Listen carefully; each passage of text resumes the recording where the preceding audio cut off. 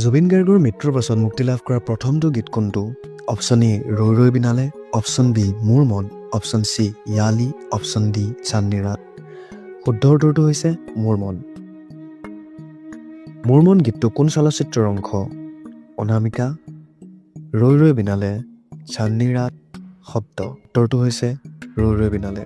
কোন এলবামৰ বাবে জুবিন গাৰ্গে 1996 চনত চেনেল ভি মিউজিক আৰু স্ক্ৰীণ এৱাৰ্ডছত শ্ৰেষ্ঠ ভাৰতীয় পপ এলবামৰ সন্মান লাভ কৰিছিল?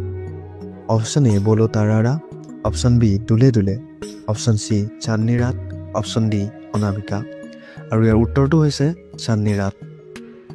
কোন বছৰত মেঘালয় বিজ্ঞান আৰু প্ৰযুক্তি বিশ্ববিদ্যালয়ে জুবিন গাৰ্গক ডিলিট উপাধি প্ৰদান কৰে? আপোনাৰ অপশ্যনসমূহ হৈছে 2023 বৰ্ষ, 2024 বৰ্ষ, 2025 বৰ্ষ, 2022 বৰ্ষ। উত্তৰটো হৈছে 2024 বৰ্ষ। জুবিন গাৰ্গে কোন ছবিৰ বাবে 2009 চনৰ ৰাষ্ট্ৰীয় চলচ্চিত্ৰ বঁটাত শ্ৰেষ্ঠ সংগীত পৰিচালনাৰ বঁটা লাভ কৰে? আপোনাৰ অপশ্যনসমূহ হৈছে option A echoes of silence, option B Yudhishthir, option C মনমানে না, অপশ্যন ডি য়ালি। আৰু ইয়াৰ শুদ্ধ উত্তৰটো হৈছে ইক'জ অফ চাইলেন্স।